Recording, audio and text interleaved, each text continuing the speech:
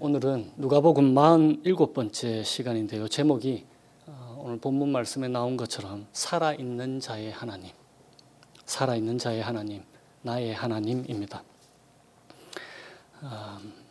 미국의 지금 가스값, 기름값이 제가 오늘 아침에 조사를 해봤더니 작년 1월에 비해서 딱 2배가 올랐습니다. 물가 상승률 며칠 전에 발표된가요? 이틀 전에 물가 상승률 미국의 전년도 동월 대비 8.6% 인상됐다고 합니다. 그러니까 삶이 대단히 이제 팍팍해진 거죠. 월급은 그렇게 안 오르잖아요. 이럴 때일수록 우리가 다시 하나님을 기억할 수 있으면 좋겠습니다. 제가 지금 몇 가지 스페니쉬와 영어를 섞어서 말씀을 드릴 텐데 이게 뭔지 한번 알아맞혀 보세요. 피코 드 갈로, 칠리 콘 살사, 로스티드 토마토 살사, 칠리 크리마, 살사 베르데, 살사 로하, 할라피뇨 베르데, 하바네로 살사. 큐도바에 있는 양념 종류입니다. 제 아들이 어제부터 큐도바에서 일을 하게 됐는데 이 양념 종류를 어제 다인이가 저한테 말을 해주는데 제가 하나도 못 알아듣겠는 거예요. 맛을 봐야만 양념의 맛을 알 수가 있잖아요. 그냥 말만 들어서 전혀 모르잖아요. 양념이 실제 하는 것처럼 하나님은 실제 하시는 분이십니다. 그래서 이 사실은 하나님이 실제 하신다라고 하는 사실은 외적으로는 말씀으로, 그러니까 다시 말하면 성경이 우리에게 증거를 해주고 또 우리 내적으로는 말씀의 영이신 그 성경 말씀의 영이신 성령 하나님께서 우리 가운데 계셔서 우리에게 증거를 해주시잖아요. 그런데 그 성경 말씀과 말씀의 영이신 성령 하나님께서 우리에게 증거하시는 바는 그 살아계신 분, 살아있는 자의 하나님이 곧 나의 하나님이라는 것입니다. 그러니까 하나님을 알게 되신 분들, 양념 맛을 보듯이 하나님의 맛을 맛보신 분들은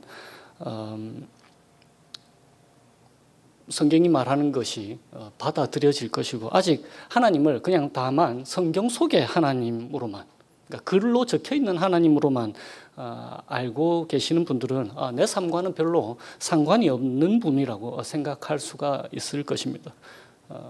하나님의 맛을 보지 못했기 때문에 그렇겠죠. 그런데 온 세상 지금 70억 인구가 넘는데 그 70억 명의 그 사람이 다 하나님을 하나같이 부인한다라고 하더라도 변하지 않는 사실은 하나님은 하나님이시고 그분은 살아계신 분이시다라는 것일 것입니다. 그러므로 이 대단하신 하나님께서 나와 상관이 있는 분이라고 성경이 말하고 또한 성령 하나님께서 우리에게 말씀해 주신다면 그분은 참으로 그러한 분이시다라는 것입니다. 오늘 본문에서는 예수님께서 인간의 한계 3가지를 우리에게 들려주십니다. 당시에 유대인들에게는 종교적인 분파, 종교 분파가 크게 이제 2가지가 물론 뭐 다른 것도 있었지만 성경에 자주 등장하는 것은 2개밖에 없습니다. 오늘 읽으신 대로 사두개인 그리고 우리가 그 전주에 읽었던 그 바리새인들, 그러니까 사두개인들과 바리새인들 이 2개의 종교 분파가 있었는데 인간의 한계 3가지 중에 첫 번째는 이 사두개인들을 향한 것입니다. 이 사두개인들은 제사장 집단이란 말이에요. 이들은 자신들의 논리와 이성을 사용해서 성경을 해석합니다.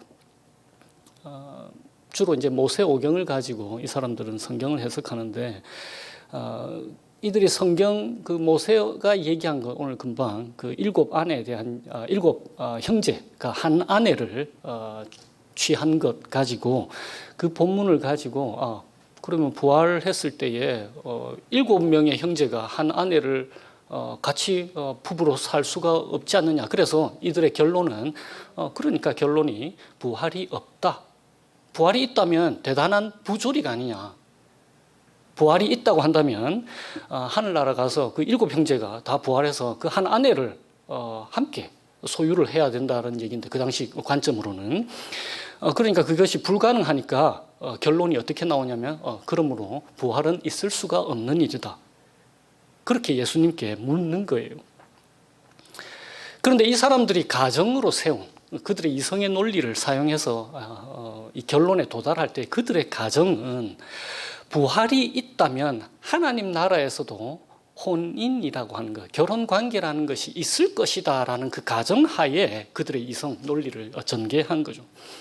그런데 예수님께서 그렇지 않아. 너희 가정이 모순된 거야. 하나님 나라에서는 남자가 장가가고 여자가 시집가는 일, 그런 일은 없다. 그리고 죽지도 않을 거기 때문에 자식을 낳을 필요도 없는 거예요. 그러니까 천사와 똑같다라고 말씀하시는 거예요. 그러면서 예수님께서 너희가 지금 그 근거로 삼은 모세오경, 니네가 지금 그 출애굽기, 신명기 가지고 얘네들이 이 사두개인들이 그 논리를 전개를 했는데, 동일한 그 모세오경, 곧 출애굽기 3장에 어떻게 얘기했는지 니네들 한번 봐봐라. 거기에 뭐라고 돼 있느냐 하면은, 모세도 하나님을 아브라함의 하나님, 이삭의 하나님, 야곱의 하나님이라고 하지 않느냐. 하나님은 죽은 자의 하나님이 아니고 살아있는 자의 하나님이다. 이렇게 말씀하시는 겁니다. 그런데 히브리어 성경에는 사실 동사가 없어요. 이 본문에. 그런데 당시에 사람들은 헬라어를 사용했기 때문에 히브리어 성경을 헬라어로 번역한 70인역 성경을 읽고 있었단 말이에요. 그런데 70인역에 동사가 정확하게 현재형으로 번역을 해 놓았습니다. 그러니까는 하나님은 너희 조상의 하나님, 곧 아브라함의 하나님, 이삭의 하나님, 야곱의 하나님. 히브리어 본문은 이렇게 되어 있는데 70인역에는 거기다가 이것을 어떻게 해석해야 하냐면, 이것은 하나님이 여러분들이 잘 많이 들어보셨을 거예요. 에고 에이미. 70인역은 그렇게 번역을 해놨어요. 나는, 그러니까 나 곧 하나님은 너희 조상의 하나님, 아브라함의 하나님, 이삭의 하나님, 야곱의 하나님이다 라고 하면서 현재형으로 번역이 되어 있거든요. 예수님은 바로 그것을 말씀하시는 거예요. 과거형이 아니고 지금 죽은 아브라함의 하나님이었다, 이삭의 하나님이었다가 아니고 이다라고 말씀하심으로 아브라함과 이삭과 야곱조차도, 그들조차도 살아있다라고 말씀하시는 거예요. 이었다, 그러니까 하나님이었다가 아니라 이다라고 말씀하심으로써 그들이 죽은 자가 아니라 살아있다라고 말씀하시는 거예요. 그러니까 그들의 하나님심과 동시에 인간의 부활을 말씀하시는 거죠. 그러니까 이 땅에서의 삶이 끝이 아니다라는 것을 예수님께서 당시에 읽혀졌던 구약 성경 헬라어 본문을 가지고 그들에게 말씀하시는 것입니다. 그러니까 서기관들이 그 사두개인들이 깜짝 놀랐겠죠. 그걸 생각 못했네라고 했을 것입니다. 그래서 그들이 이제 감히 더 이상 질문을 할 수가 없게 된 거죠. 그런데 둘째 한계, 서기관들에 관한 것입니다. 오늘 본문에서처럼 서기관들 중에 어떤 이들이 그 가운데 있었는데, 이 서기관들은 바리새인들이었습니다. 이들은 사두개인들과는 달리 부활을 인정하는 사람들이었거든요. 그래서 이들이 예수님이 부활에 관한 얘기를 하시니까 선생님이요, 우문현답입니다. 대단히 말씀 잘 하셨어요. 당시에 사두개인들과 바리새인들은 성경을 해석하는 것이, 그러니까 지금 부활에 관한 얘기만 해도 많이 다르잖아요. 그러니까 같은 본문을 가지고도 성경 해석이 많이 달랐을 것입니다. 그러니까 이 둘 사이에는 긴장과 갈등이 있었는데, 예수님이 사두개인들을 향해서 부활이 있다라고 서기관들의, 그러니까 바리새인들의 생각을 대변해 주니까 이 서기관들 중에 어떤 사람들이 정말 말씀 잘 하셨습니다 라고 찬성을 하는 거예요. 저 꼴통들, 우리가 아무리 말해도 부활이 없다 하더니 이제 속이 다 후련합니다, 이렇게 얘기했을 거예요. 그런데 예수님께서 이어서 모인 사람들, 그러니까 서기관들, 그러니까 바리새인들, 그다음에 사두개인들, 거기에 모인 모든 사람들에게 물으시는 것입니다. 사람들이 그리스도가 다윗의 자손이라고 하잖냐? 그런데 너희가 믿는 시편 110편을 봐라. 다윗이 이렇게 고백하네. 예수님께서 말씀하시는 거예요. 주께서 내 주께 이르시되, 그러니까 다윗의 고백인 거예요. 주께서 내 주께 이르시되 내가 네 원수를 네 발등 상으로 삼을 때까지 내 우편에 앉아 있으라. 그러니까 내가 네 원수들을 네 발 아래에 굴복시킬 때까지 너는 내 우편에 앉아 있으라, 이렇게 말씀하시는 거예요.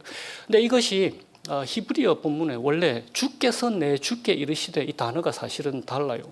히브리인들은, 그러니까 이스라엘 백성들은 하나님의 거룩한 성호, 그러니까 거룩한 이름, 성호, 여호와라 하는 것을 입에 담기가 어려워서 그 여호와라는 단어가 나올 때마다 아도나이, 그러니까 주님이라고 부르는 거예요. 그래서 앞에서 주께서 내 주께 이르시되, 시편 110편을 보시면은 어떻게 되어 있냐면 여호와께서 내 주께 이르시되, 그러니까 앞에 주님과, 그러니까 여호와라고 하지 않고 주님이라고 읽는 그 주께서 내 주께, 거기는 그냥 주님인 거예요.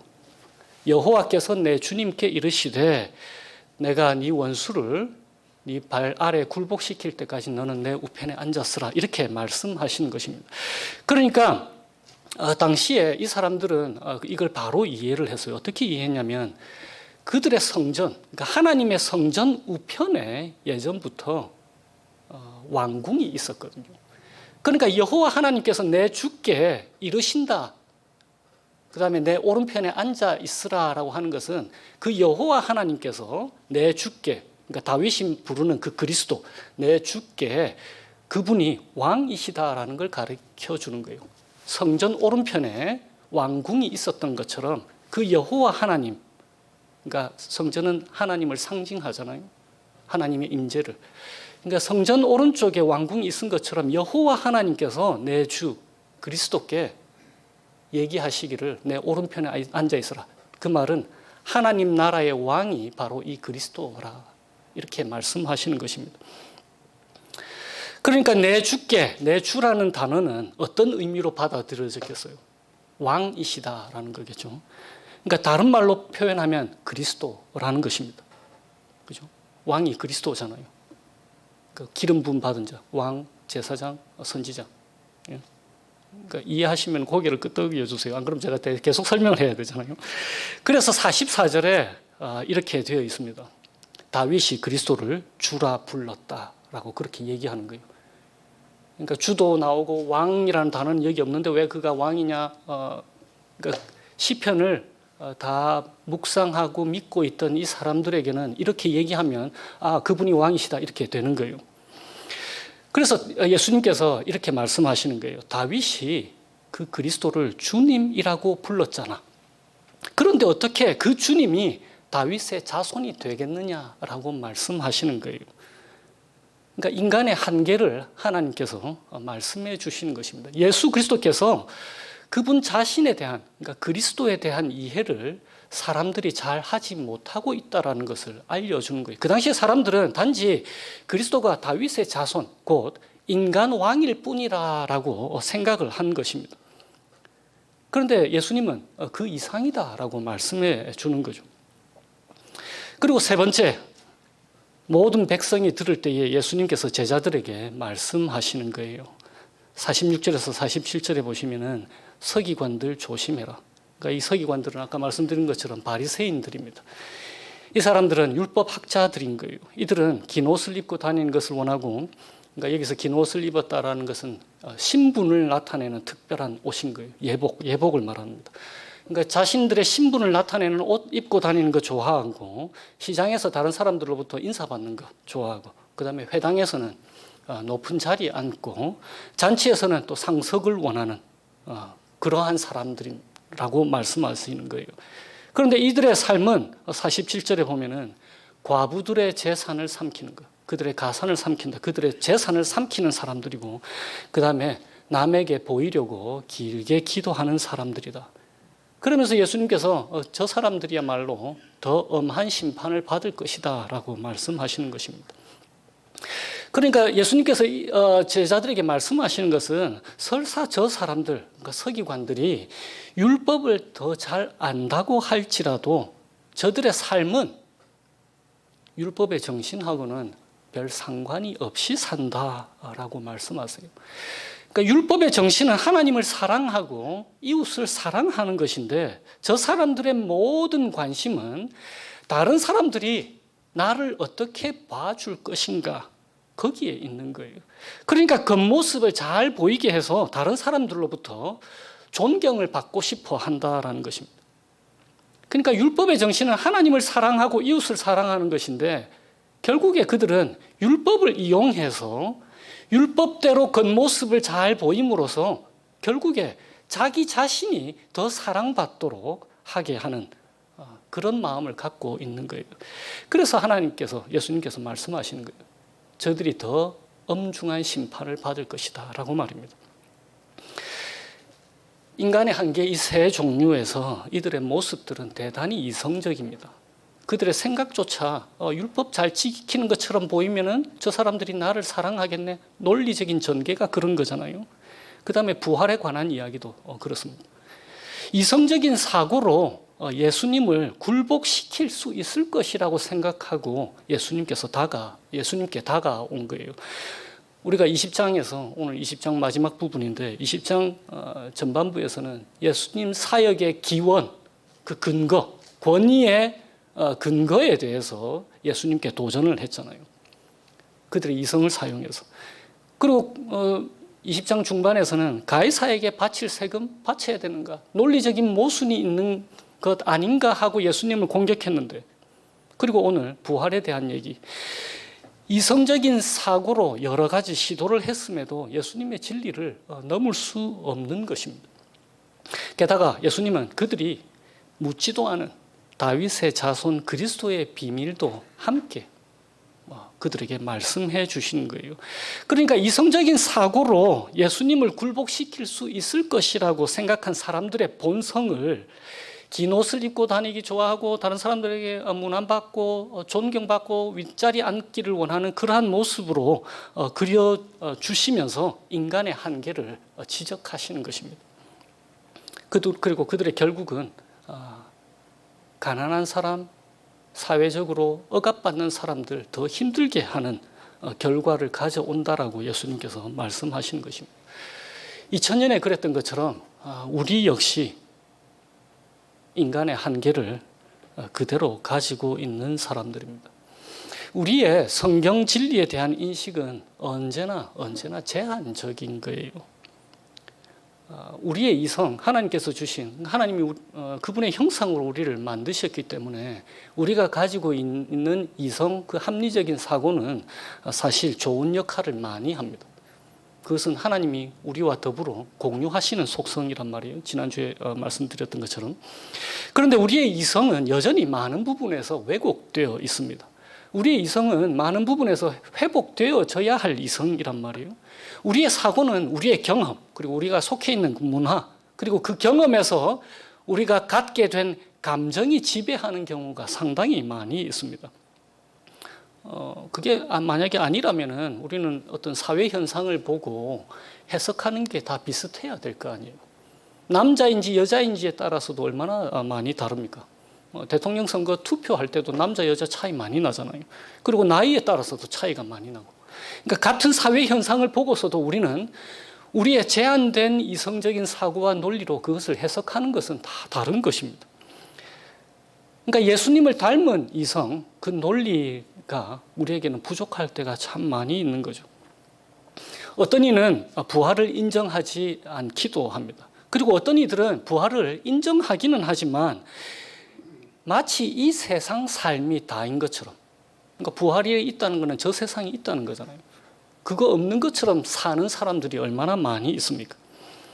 그러니까 우리 역시 예수 그리스도가 어떤 분이신가에 대해서 글로는 알 수 있을지 몰라도 삶을 통해서는 모르는 경우가 많이 있을 수가 있습니다.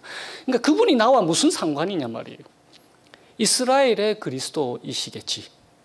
나의 그리스도, 나의 구원자로 오신 분은 아닐 것 같다라고 생각하실 수가 있는 거예요. 그러니까 정말로 내 삶의 세세한 부분까지 관심을 가지시고 이끌어 주시고 보호하신 분이신가, 그것을 모르고 살아가기도 하는 것입니다. 우리 역시 우리가 아는 것과 다르게 삶을 살아가는 경우가 많이 있습니다. 만약에 1년 이상을 우리가 지금 함께 예배 공동체로 모였는데 그동안 우리가 함께 나눈 그 하나님의 말씀, 그 복음을 삶에서 성령 하나님과 함께 그대로 살아냈다면 우리의 모습이 좀 더 예수님 닮은 모습으로 살 수 있었겠죠. 우리 역시 그렇게 하지 못하는 거예요. 우리 역시 겉으로는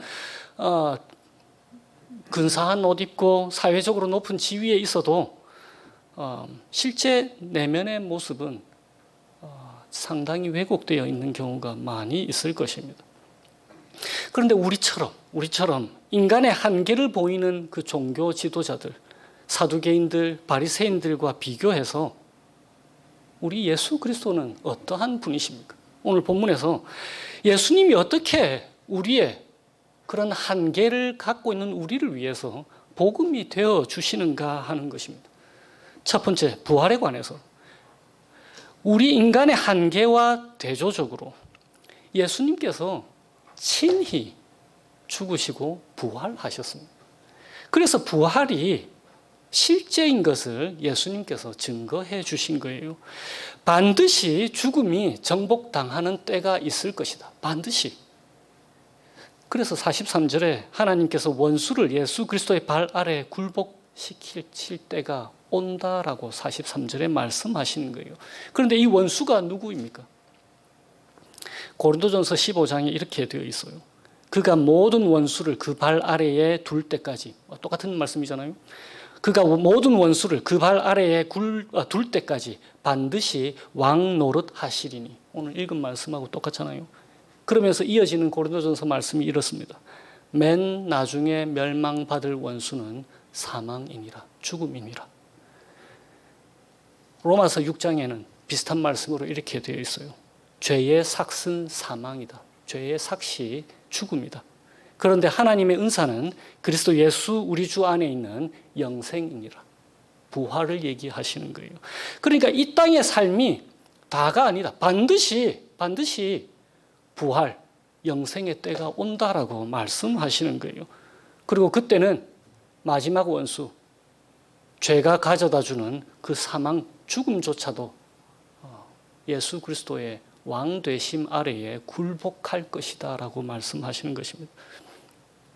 두 번째, 그리스도에 대한 이해의 한계가 그리스도가 그저 다윗의 자손일 뿐이다. 다만 인간 왕으로 오신 분이다 라고 이해한 것에 대해서 예수님께서는 그런 이해에 부합하는 것처럼 참으로 다윗의 자손으로 이 땅에 오셨습니다. 하나님의 언약을 성취하시기 위해서 다윗의 자손으로 오셨어요. 그런데 그것에서 그치지 않으십니다. 우리의 이해의 한계는 바로 거기까지였잖아요. 다윗의 자손으로 참다한 왕이 오신다. 인간 왕으로 오신다. 그런데 이때까지와는 다른 이스라엘 역사에서 가장 훌륭한 왕인 다윗조차도 인간의 한계를 벗어나지 못했잖아요. 여러 실수와 잘못 그런 것들을 했단 말이에요. 그런데 그것과는 달리 예수님은 스스로 하나님으로 이 땅에 오신 것입니다. 그것을 보여주신 거예요. 그래서 이스라엘의 불완전한 인간 왕이 아니라 하나님 나라의 완전한 왕으로 오신 그리스도이심을 우리에게 증거해 주신 것입니다. 그리고 세 번째로 이 땅에 아무리 뛰어난 종교 지도자, 아무리 뛰어난 신학자, 목사라고 할지라도 삶이 뒷받침되지 않아서 하나님의 심판을 피할 수 없는 자들인 거예요. 그러나 그 심판을 오늘 말씀하신 것처럼 더 엄중한 심판을 받을 것이다 라고 선포하신 그 예수님께서 그 심판을 대신 당하신 거예요. 그래서 오늘 본문이 우리에게 보여주시는 것은 우리의 한계, 우리가 그 한계로 받아야 할 더 엄중한 심판, 그 형벌을 예수님이 대신 받으시고 우리의 한계가 가져다 주는 그 궁극적인 문제, 곧 하나님의 심판 형벌을 해결하셨다라는 것입니다. 그래서 예수님이 우리에게 복음이 되어 주시는 거예요. 그 예수님께서 그런데 하나님에 대해서 말씀하시면서 이제 37절, 38절을 보십시오. 37절과 38절에 이렇게 예수님께서 말씀하십니다. 모세도 주를 아브라함의 하나님이요 이삭의 하나님이요 야곱의 하나님이시라 칭하였나니 하나님은 죽은 자의 하나님이 아니요 살아있는 자의 하나님이시라. 이스라엘 백성들이 아브라함의 하나님, 이삭의 하나님, 야곱의 하나님이라는 말을 들으면 어떤 생각을 하게 되었을까요? 이 말에 담긴 의미가 무엇일까요? 이 말을 이스라엘 백성들이 들으면 곧장 이 사람들은 모세가 출애굽기에서 썼던 그 구절을 생각했을 것입니다. 반드시 그렇게 했을 거예요. 출애굽기에서 하나님께서 모세에게 나타나셔서 이렇게 계시해 주십니다. 처음 가시나무 떨기에 나타나셔서 나는 네 조상의 하나님이니 아브라함의 하나님, 이삭의 하나님, 야곱의 하나님이라 라고 하시면서 이어서 여호와께서 이르시되 내가 애굽에 있는 내 백성의 고통을 분명히 보고 그들이 그들의 감독자로 말미암아 부르짖음을 듣고 그 근심을 알고 그래서 내가 내려가서 그들을 애굽인의 손에서 건져내고 그들을 그 땅에서 인도하여서 가나안 땅으로 데려가려 하노라 라고 말씀하시는 거예요. 아브라함의 하나님, 이삭의 하나님, 야곱의 하나님은 그 하나님이 어떤 분이신가? 그들의 고통을 알고 부르짖음을 듣고 분명히 보고 건져내실 것이고 이끌어서 데려가실 것이다. 그 하나님인 것을 얘기하는 말씀인 거예요. 그래서 하나님은 언약에 신실하신 분이시다라는 것을 예수님께서 말씀하시는 것입니다. 그런데 그 하나님, 아브라함의 하나님, 이삭의 하나님, 야곱의 하나님이 어떤 분이시라고 우리에게 말씀하십니까? 예수님께서 살아있는 자의 하나님이라고, 부활함을 얻기에 합당한 자들의 하나님이라고, 살아있는 자의 하나님이라고 말씀하시는 거예요. 다시 말하면 그 하나님이 우리의 하나님, 나의 하나님이다라고 말씀하시는 것입니다. 그러니까 구약 성경에서 나오는 그 위대한 믿음의 조상들, 아브라함, 이삭 그리고 야곱의 하나님이 단지 먼 옛날의 성경 이야기 속에 나오는 하나님이 아니라 그냥 글 속에 등장하는 그 인물이 아니라 지금 현재 우리의 하나님이시다라고 예수님께서 우리에게 말씀하시는 것입니다. 제임스 패커가 그 하나님을 아는 지식에서 신약 성경의 메시지를 세 단어로 요약하면 어떻게 된다라고 했잖아요. 화목을 통한 양자됨, 그러니까 adoption through propitiation, 그러니까 하나님의 진노를 없앤 이후에 우리를 양자로 삼으신 것.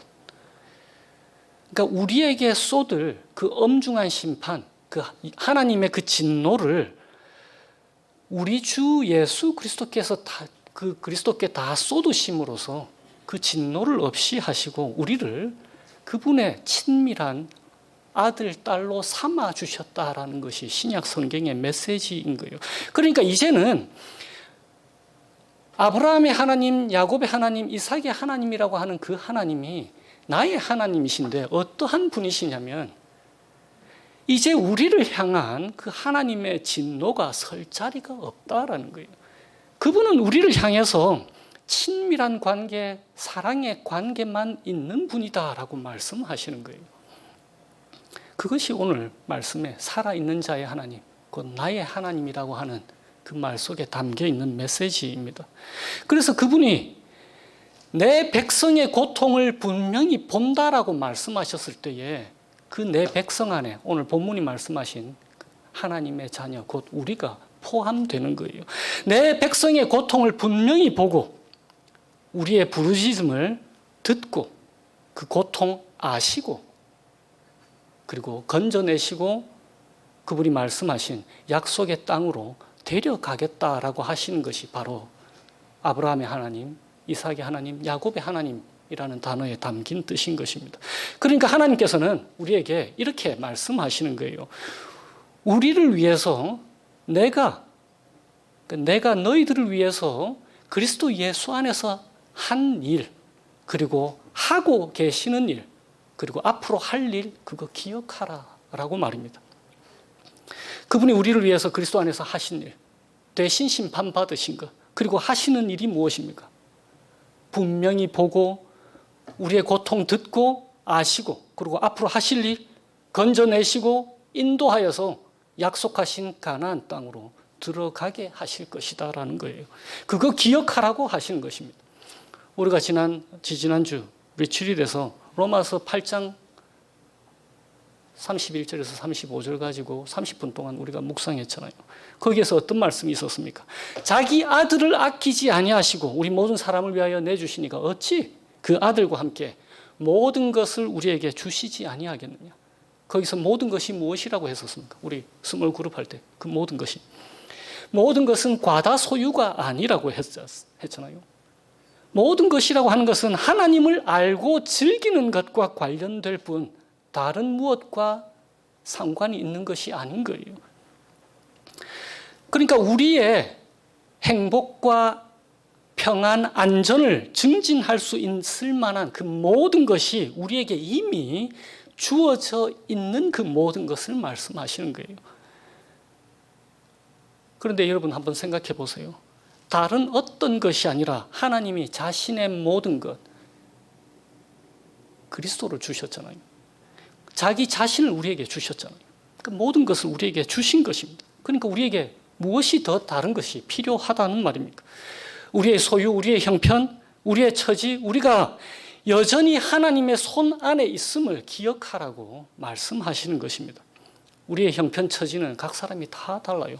마치 양념 종류가 여러 개 있는 것처럼 많이 다릅니다. 그런데 동일한 것 한 가지가 있는 거예요. 그것은 그 모든 다양한 처지, 아픔, 고난, 고통에도 불구하고 우리 하나님은 살아있는 자의 하나님이시라는 것입니다.